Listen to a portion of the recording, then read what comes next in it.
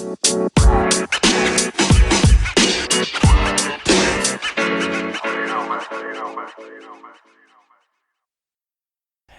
am Coach Drew, this is BallCourt, and welcome to the world of basketball.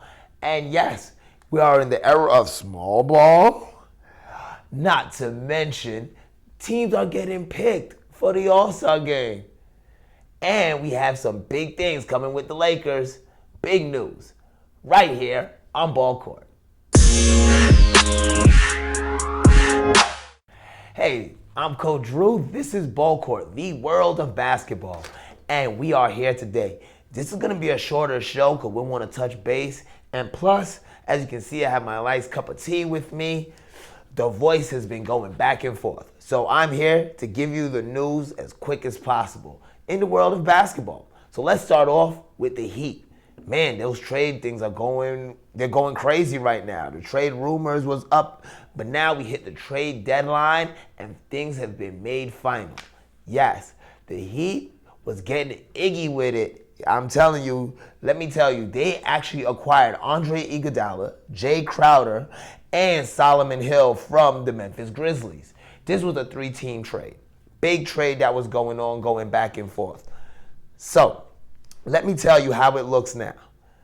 Just for you Heat fans out there and basketball fans out there, this is what you are getting privy to see now in the East Coast. You now have a defensive-minded specialist, a 3-time champion. He was at one time a centerpiece for the Philadelphia 76ers. You have this guy now in your locker room, and you still have Jimmy Butler, the killer, the guy that's going to keep on throwing it down your throat game in and game out. I have to say, absolutely amazing, great trade. You got Jay Crowder over there now. He's a force in himself, a muscle man who's going to hold it down in the paint alongside Bam. It's going to be an absolute great show that we're going to see in Miami. I'm happy about it. I haven't been this happy about a Miami team since LeBron was there. And trust me, they've had some tough teams since. But I know everybody's wondering who got kicked out, who got sent packing. It's no surprise to anybody that Dion Waiters was one of the people who went. Yes, Dion Waiters actually did have to go, and along with Justice Winslow. Justice Winslow was one that we actually thought there was going to be more from him over there in Miami. This young guy coming up, he was playing, he showed a lot of promise, but I feel that he's actually going to work better with Memphis. So congratulations, Justice. I'm glad that you're over there. Now, another person that was involved in this trade was Gorgie Deng. You know, Gorgie Deng from the Memphis Grizzlies. Yes, he's actually heading over. Actually, Gorgie Deng from the Minnesota Timberwolves. You know, he's actually going to be, you know, he was involved in the trade as well. He's going to be heading over to, Memphis. That's awesome. I'm glad to hear that. Memphis is actually going to have a good-looking team.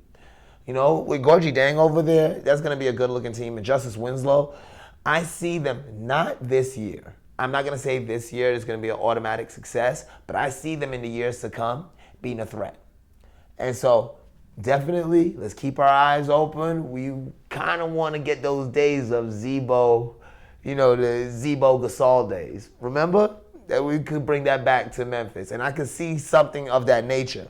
Now, the Timberwolves did not walk away in this, they were empty-handed. They actually received Johnson from Miami, so that was a good little plus right there. Now, I can tell you right now, these trade things has been heating up all over the place. And of course, when we speak about trades, we cannot say anything without us talking about Cleveland. Yes, Cleveland. Every time Cleveland does a trade, everybody goes watching because we know about, you know, that one time where the heart was filled and then broken and then filled again. So we always want to know we always want to check the temperature on Cleveland and see how they're doing. And I think they won in this trade. They got Andre Drummond.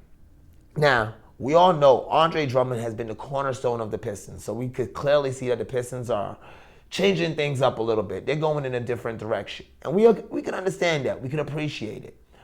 But it still hurt nonetheless. Andre Drummond gave his heart and soul in his 8-year career with the Pistons and gave everything to them to get traded to the Cavs. Now, a couple months ago, that trade in itself could seem like a bad thing for Andre Drummond, but it kind of works out for both teams. Brandon Knight is going to be going over to Detroit. John Henson will be going over to Detroit. Detroit's also going to get Golden State's 2023 second-round pick.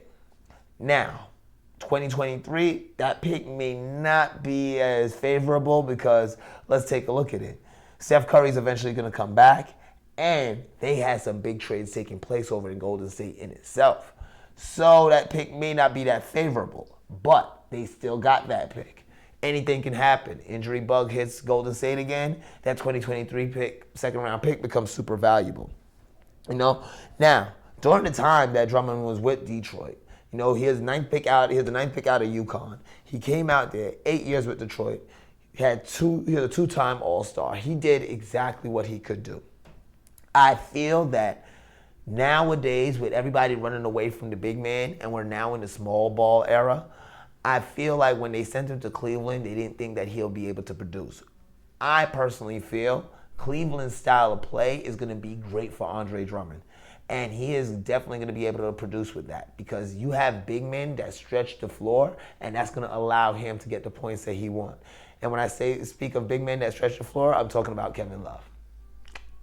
All right? So let's jump on to the next topic. When I told you that there was some big things going on in Golden State, I tell you that there was some big things going on in Golden State. They made a trade. A big, big trade. Yes. Matter of fact, Wolves made a trade on D-Lo. Let me go ahead and break it down what I mean by that. Yes, the Wolves traded for D'Angelo Russell. Anybody who's a fan of the Timberwolves know that Karl Anthony Towns has a huge bromance with D'Angelo Russell. And finally, the energy of the world has came together and brought them back together again. And now they are going to be playing together side by side in Minnesota. As a matter of fact, Karl Anthony Towns went out to Minnesota or met him at the airport in Minnesota when D'Angelo Russell was flying in.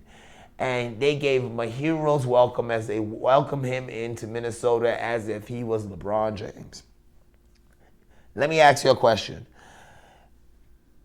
What do you believe that Minnesota would actually receive for this? Because the Wolves also got Jacob Evans and Amari Spellman as well. And Golden State got Andrew Wiggins. Andrew Wiggins, which is pretty much a phenomenal wing with a great amount of potential. The problem with Andrew Wiggins is that we've been waiting to see that potential for so long. Since he's came into the league, everybody's talked about, man, he got some great potential. He got some great potential. But we feel like we've been lied to or conned because we haven't seen it on that full level. I feel with him being in Golden State, we are now going to have that ability to see it, especially once they get their two shooters back with Klay Thompson and Steph Curry. This is definitely going to be something that we're definitely going to want to see. I'm excited about it. I'm so excited to see Andrew Wiggins in that Golden State jersey. That's why I say that Golden State has some big things moving. Now, the Timberwolves, and I just want to go ahead and let you know, here's what you're getting with D'Angelo Russell. You're getting a 43.1 field goal percentage. But you're getting a 37.4 three-point percentage as well. So he has the ability to shoot the three and move the ball with 6.2 assists per game this year. So I feel that you're going to get something in what you're looking for, somebody who's going to play that two-star role with Karl Anthony Towns and make him feel a little bit more comfortable. But at a certain point, we have to stop blaming and pointing fingers. Yes, Minnesota, we have to stop blaming and pointing fingers. It can't be everybody else's issue why it's not working. The star has to step up and has to make it work. Yes. As I told you in the promo, as I told you in the tease that we've been waiting for this. The saga of Brodie and the Beard. And yes, we have a new chapter of Brodie and the Beard. It is now the small ball era. Now in the small ball era, things are going to be a little bit different. You have different kind of style of play faster, quicker. And what do you know what I mean about the small ball era? Clint Capella has been traded for Robert Covington, and Robert Covington looked absolutely great in that first game. That small ball game was absolutely amazing. Can anybody get a word on that? Yes, it was amazing. I will tell you that right now. Brodie came out and did what Brodie does. He took it right to the Lakers. I'm a huge Lakers fan. In that first game in the small ball era, people had to believe that it was going to work. What kind of team do you want to test that small ball against other than a dominating team like the Lakers? You got bigs all over the place. You got Anthony Davis. You got Dwight Howard. You got JaVale McGee. Man, even their bench got bigs in Cousins. You got bigs everywhere. But they went in there and they fought, and they actually came out with a convincing win, a 10-point win, 121-111. And out of that 121 that they scored, Brodie had 41 points. But the question is, how much did the Beard have? He only had 14, but that's okay because he went 14, 7, and 7. You know, he was moving the ball well. He was grabbing rebounds. He has contributed. But in the small ball era, the ball moves a lot quicker. It's not set up by just one person. So this way they can't hone in on you. I liked what I saw. But as a Lakers fan, I got to go ahead and tell you the truth. When it's surprising, just like every team during the 40s and 50s that played football, when they first saw the blitz, it was surprising. It's like, whoa, what is this? Or like a couple years ago, or about 10 years ago or so, 5, 10 years ago, when they started seeing the spread offense in pro football. Everybody's like, whoa, what is this? But once they learned it, once they got experience, once they had tape on it, it made it a little bit more difficult to achieve gimmick-style plays like that. I think this small ball era is going to be great for the regular season. I don't believe that you're going to be able to take a team like the Lakers 4 games playing in that fashion. You're going to be out-rebounded. You're just going to be tired. I'm going to tell you the truth. When I played, being only 6'2", when I played, playing against bigger guys, you just get tired. Just bumping bodies and leaning on them over and over again, you're going to get tired. And 4 games of doing that, don't get me wrong, Brodie got some weight up there in that chest, but I'm just saying it's going to be tough. So I'm saying I love the experiment. It looked great. I just don't feel that we have a big enough sample size to think that the small ball era is going to work. But if anybody's going to make it work, it would be Brodie and the Beard. Oh, also, LeBron beasted out. He had 15 assists in that game. He had 18 points, but he had 15 assists. And I think that was, in itself, absolutely amazing, I must say. You know? Now, I know what you're thinking. How come I didn't start the show talking about the Lakers? How did I wait till now to even bring up the Lakers? What am I doing? Are they moving me from the West Coast? Are they switching me over to Houston? What's going on? No, that is not the case. And I want everybody to remain calm. I will still be here on the West Coast, and I'm going to be talking about the Lakers right now. The Lakers did not do anything during the trade. They were very quiet during this trade. You know, they kept to themselves. They're looking at free agent prospects. You know, J.R. Smith, Darren Collison, things of that nature. And you can see along the lines that they're looking for a veteran guard who can produce. So, Darren Collison went ahead and announced today that he will no longer be seeking return to the NBA. So that just leaves J.R. Smith on the table. So I ask you, and that brings me to this week's segment of why isn't Jay Crawford signed? I need to know this. With J.R. Smith as your sole option, and you need a guard that can score and control the floor and put all points for that second team, that second unit. When LeBron is off the floor, you are the worst team in scoring when LeBron's not there. He's passing the ball. He's scoring the ball. He's grabbing rebounds. At one point, I thought he was coaching. You know what I'm saying? I think he led the dance team, the Laker girls out there for a good little bit during halftime. I'm not too sure. We're still getting word on that right now. But I can tell you for sure they need help. He needs a little bit more. Why isn't Jay Crawford signed? Somebody got to look into this. Last time Jay Crawford, I was reading a tweet this morning. Last time Jay Crawford played, he dropped 50 on Dirk's game out. But he's not back yet. I know he's in shape. Ballers like that is in shape. You saw him in the Drew League over the summer. He had one guy run to him, turn around, do a 360 and run back. He didn't know which way he was going. He didn't know if he was going or coming. He thought he was on offense when he was on defense and vice versa. It was absolutely sad. But why isn't Jay Crawford signed? I want you to go ahead and ponder that. I'm going to take a break. This is BallCourt, the world of basketball.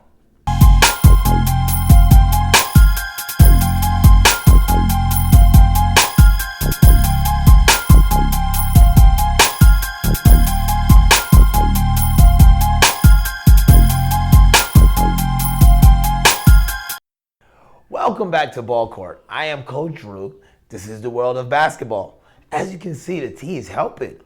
My voice is coming back. But guess what? Guess who else is coming back? Yes, Team Giannis versus Team LeBron. We have another year of the annual face-off in the All-Star game. And Team LeBron, of course, did not disappoint. The team that he picked, it was him, Anthony Davis, Kawhi Leonard, Luka Doncic, and James Harden as his starters. Now, you have Dame Lillard, Ben Simmons, Jokic, and Tatum coming off the bench, along with Chris Paul, Westbrook, and Sabonis. So, hands down, he put together quite a good squad. Now, they're going to be going against some bigs. This team is a very long team and a very lengthy team that they're going to be playing against. It's going to have Giannis Antetokounmpo, Joel Embiid, Pascal Siakam. Yes, P. Murder. He's going to be doing it. Coming out of Toronto, coming for y'all. Got Kemba Walker and Trae Young. So you have absolute stars. I'm talking stars on that team. Along with a bench of Chris Middleton, Bam Adebayo out of Miami doing his thing, and Rudy Gobert, Kyle Lowry, and of course, Brandon Ingram and Donovan Mitchell. It rounds out a healthy game. With the new rules that's going to apply to this All-Star game, this is going to be something that I definitely want to see. Is length going to beat speed? Is shots going to beat assists? How is it going to work out? But we'll all find out at the All-Star game this weekend. All right. So the reason why I had that in our segment for World of Basketball, because basketball has grown into be a global game. So one of the things that we all celebrate during the time of basketball is that All-Star game. It is something that we bring in people from all around the world. Everybody is watching the stars perform. So I wanted to incorporate that into what's taking place in the world of basketball. I need everybody to start watching the NBL. Yes, this is round 19. They're approaching that final round of the NBL 20. And this has been heating up. If you haven't been watching, see, the Taipans, they were struggling. They didn't know if they were going to actually make it into that final round. And boy, did they walk in there with style. The Taipans beat the 36ers 99-80. And how did they do it, mind you ask? It was a young man named Cam Oliver. He dropped 31 points, had 11 rebounds, and 2 blocks. He was literally beasting. He did everything he can to take that team to the next level, and they are there. And if you are not watching the NBL, that means you are missing out on some great basketball. Let me tell you, the Sydney Kings, and I know you heard me bring the Sydney Kings up before, they're a very dominating team. And they got pushed to the limit by their rivals, the Southeast Melbourne Phoenix. They pushed them to their limit.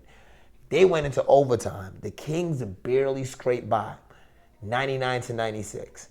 Now, the fact that they even got pushed into overtime with that comeback by the Phoenix, it was amazing enough. But the fact that while they were in there, they were able to keep fighting and keep going. I know it is hard to push a rock up the hill and catch somebody who's halfway up the hill. And then to keep on pushing that rock while you fighting to be the first person up that hill, it's going to be even more difficult. They stepped in there and kept that fight going to leave it to a 3-point buzzer beater to win the game. Man, I'm going to tell you, if you are not focused on the NBL 20, you are doing things wrong. You're missing out this year. This year, things are gonna blow by you. All right. Next thing I want to go ahead and jump into, I want to bring us to our next segment. I know it's been a lot quicker of a show this week. I told you it's a shorter show. But it brings me to our next segment, Ladies First. Yes, I want to go ahead and talk about a couple ladies that made this segment. First is Angel McCoughtry. Angel McCoughtry has not decided where she's going to be landing yet. In free agency, she's taking her time checking things out. Some of the top places that is looking at her is Sparks and, of course, my Las Vegas Aces. I'm hoping the Aces do pick her up because, hands down, she is one of the better players in the league, as well as that's on the table right now, you know? But speaking of great players on the table, we have Dewanna Bonner, who's talking about that she may not be going back to the Mercury. So this may be another asset for the Las Vegas Aces to pick up. So I think that this is something that is very positive for them. All right, and I want to go ahead and give a personal shout out to Gigi Bryant's school that retired her jersey in an amazing ceremony this past week. Yes, in a sign of class and a sign of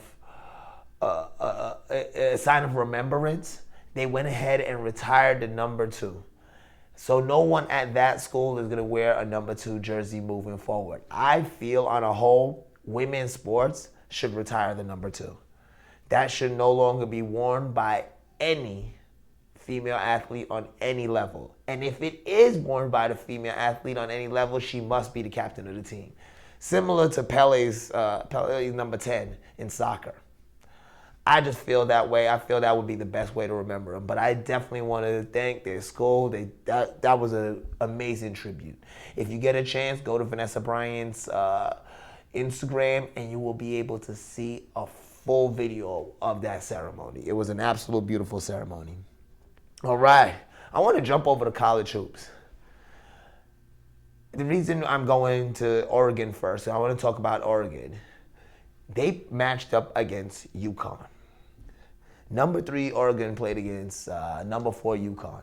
Don't get me wrong, it was a great game, absolute fabulous game, but that's not what we're going to talk about right now. I want to touch base on the fact of the meaning behind that game. We all know that Ionescu was very close to Kobe Bryant. And we all knew that UConn was Gigi Bryant's destination. That's the school of her choice. She watched that school. She was a huge fan, and she vowed that she will be in that locker room one day as a player. So this game had a lot of emotional meaning to me and friends of mine that were watching it. Don't get me wrong, it was a 74-56 game. It was by no means a close game or a barn burner that we hoped it to be. Ionescu didn't even do what I felt that she could do. She had only 19 points and 9 assists and 9 rebounds, kept falling short of her, standard triple doubles. So she didn't even play on that level that you think to yourself, like, man, they killed them. But what made it amazing, what made that game so amazing was I knew, as well as everybody in the stadium, everybody watching, they knew that Kobe and Gigi was sitting there watching their friends, their family, their people play. And that was very special to me. And on that note, we're going to go ahead and end the ladies first segment. I think that's a great way to do it. End it with Gigi and a beautiful game that they played. Matter of fact, it was a great game. I loved it. Next segment is a segment that I haven't done in a while. And you think to yourself, why haven't you done it? What could have been the reason that prevented you from doing this segment? It's Shady or Genius, and it's back. Yes. The reason why is because everybody's been kind of under the table and moving kind of up front. But on today's Shady or Genius, we're going to talk about Waiving Dion. Yes, Dion Waiters, as I reported earlier, was traded to the Memphis Grizzlies, but later on waived. you stop and think to yourself, with the things that was taking place with Dion Waiters on my last Shady or Genius, when we was talking about how he was acting over in Miami with teams that was detrimental, with actions that was detrimental to the team, we stopped and we thought to ourselves, they're going to trade him eventually. But of course, Memphis said, we don't even want that problem. Now, just to go ahead and give you a refresher of what I'm speaking about, this season has been a tumultuous season for Dion Waiters. He was injured, and that happens. But he also was suspended from the team after he had taken, the Miami Heat at least, after he had taken a edible aboard the team plane and had a bad reaction to it. It was sort of a bad trip in a way. So he was suspended for that. After he returned, he stated that he was sick, and so he had to miss a game. And yeah, I understand. I've been sick too. I have to miss work. As a matter of fact, we're doing a shortened show because of my voice. I can understand. But turns out he wasn't that sick. He was celebrating his 28th birthday bowling. See, here it is. Here's my thought process behind it. Regardless of what your job is, and mind you, he signed a very healthy contract in the offseason. But regardless of what your job is, you have to be dedicated to your job. Now, the reason why he's featured on Shady or Genius this week is because his actions, he thought, could get him out of Miami with that contract. It did get him out of Miami, and guess what? The contract remains. As a matter of fact, he's being waived and he still will be paid for the rest of this year and next, which allows him to have the free agency to go anywhere he wants. And of course, there's rumors coming around saying that he will be at the Lakers. This worries me a little bit, being for the fact that before he was paid, he played like a man who was dying to get paid. He played like he was willing to give everything he had to the team if they needed it. Now, if he comes to the Lakers, I would love that to be the case. But at the same point in time, THC edibles are legal here in LA. So I would hate for him to freak out being in one of our locker rooms. So my thought process is, it was absolute genius of him to behave the way he did because he's still getting paid $12 million to sit at home. Now, it was kind of shady the way he went about it. Because how could you trust him going forward? How could you invest that money and not think that you're going to get anything out of it? What did Pat Riley get out of Dion Waiters this year? Except a locker room that was starting to get torn apart. But you got Jimmy Butler in there. He won't let that happen. But other than that, if you didn't have a Jimmy Butler, that locker room would have been gone because of him. So Jimmy Butler only plays for one team. So where would you send Dion Waiters? That's a question that hopefully we can get answered by the next Shady or Genius. What's going to happen to Dion Waiters? That would be awesome to figure out. Now, I want to go ahead and jump into the final segment. Yeah, let's kick it. Let's kick it. Come on, y'all. Let's kick it. All right. On this Let's Kick It, yes, we're going to go ahead and talk about some things that are coming out. As you all know, that I'm a fan of the Nike Air Force Ones, and the Nike Air Force One City of Dreams will be releasing on the 10th of February, and these are absolute flame. I love the fact of the color pattern, the nice beige to give it kind of that hint of that camouflage that's going on the toe. But the thing I like about it is the gum sole. The gum sole give it that authentic Air Force One look, and I absolutely love that about it. But I got to go ahead and give a shout out for the ladies because the next one is going to be for you. Yes, the Nike Air Max 95 Women's will be coming out with the football gray and saffron shoe. I'm telling you, that colorway is hands down. I'm jealous. I'm jealous that that colorway only came out for women because that is hands down one of the best colorways that I have seen from the Air Max 95 in the release over the last couple of years. And I think that any female should have that. So if you have not purchased your Valentine's Day gift, you are out of luck because you're gonna need to go get that. These are $170 at the retail. It's already out right now, so you could definitely run and pick it up. But if you haven't done it, you might be safe. Might be. That's all I can tell you. You might be safe. Now, the Chinese New Year is upon us. Everybody's been releasing their Chinese New Year shoe. And, of course, Air Jordans are no different. They've released few Chinese New Year shoes, but the one that we are talking about today is the Air Jordan 1 Low. I love it. This is a perfect shoe to wear with just black jeans and a hoodie and just you heading out just for the night.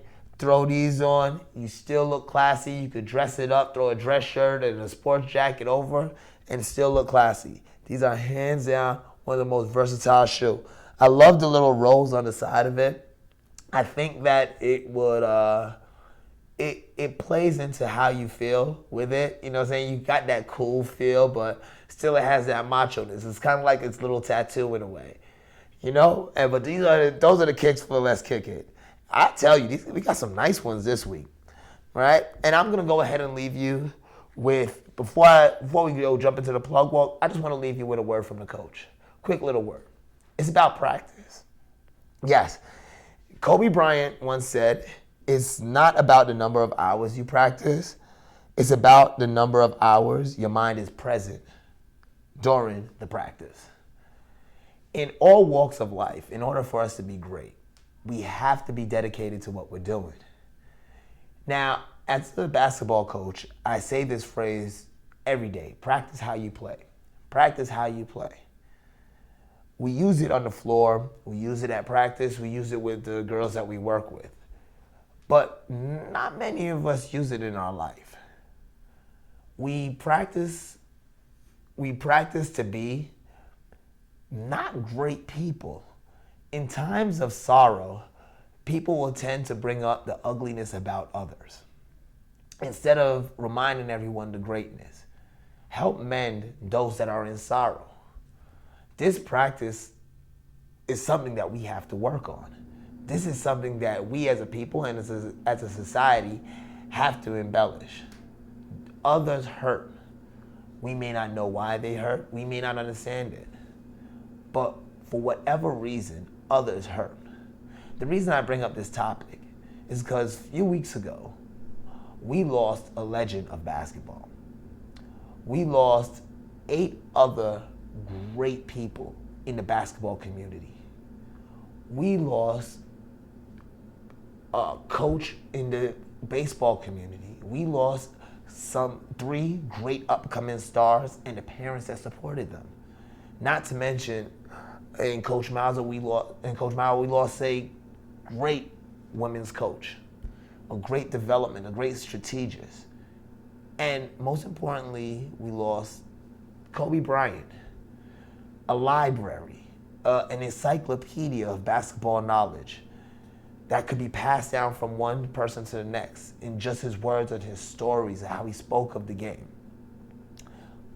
But in the midst of all that pain and that hurt, people decided, instead of helping others celebrate, instead of just allowing others to celebrate his life and mourn his death, they decided to throw shame on his name.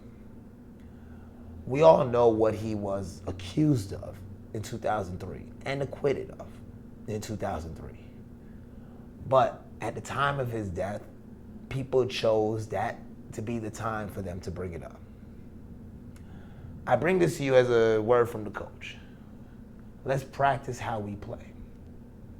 Let's practice to be the great humans and the great people we want to be, that we demonstrate to be.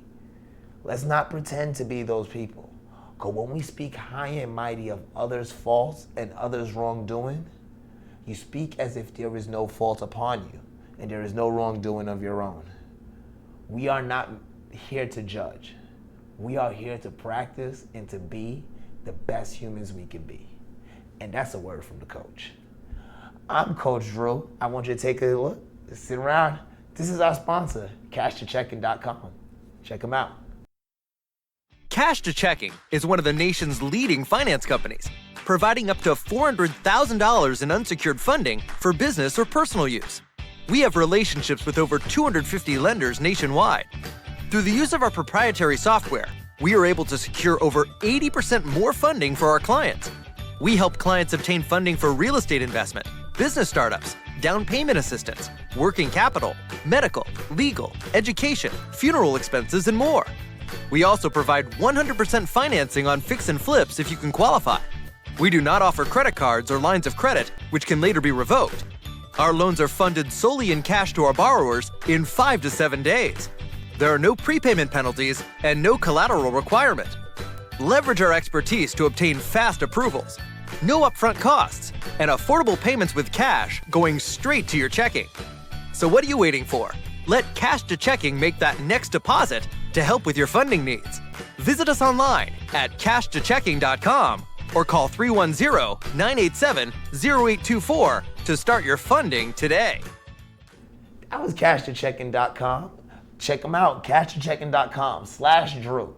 Stop living their dreams, start living your own. I want to thank everybody who made this possible, CWNsports.com. Y'all keep on doing your thing. And I want you to go ahead and check out our other shows. Let's Kick It, Blitz Magazine. Malik's over there, man, he's so funny. I love him. And wake up, please, and go ahead and check out the Sean Harvey Morning Show. You can find all of our great content right at CWNsports.com and on Radio 1. Me, I'm Coach Drew. This is BallCourt, and thank you for sitting with me in the world of basketball.